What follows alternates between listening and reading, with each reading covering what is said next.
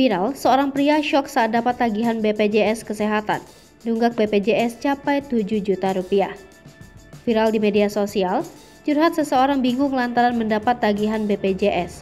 Pria yang bernama Ahmad Saiful Mujib mengaku baru saja mendapat surat tagihan dari BPJS. Lewat sebuah surat, pria itu diminta untuk segera melunasi tunggakan tersebut di bulan Mei 2022 ini. Ahmad kaget bukan main ketika membuka surat. Sebab dalam surat itu tertulis memiliki tunggakan BPJS sebesar Rp7.146.000. Pada mulanya ia mengira hanya akan diblokir jika tak membayar tagihan BPJS tersebut.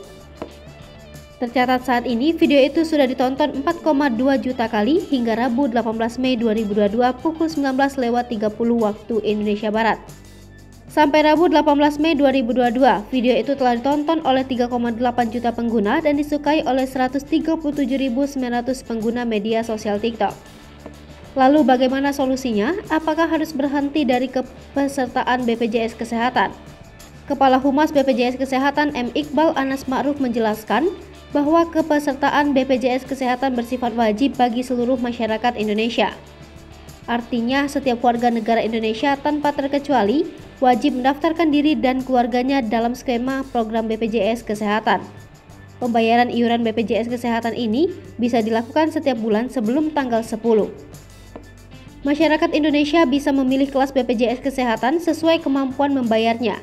Bahkan bagi masyarakat yang masuk ke dalam kategori penerima bantuan iuran BPJS Kesehatan, maka iurannya peserta tidak perlu membayarkan iuran tiap bulannya.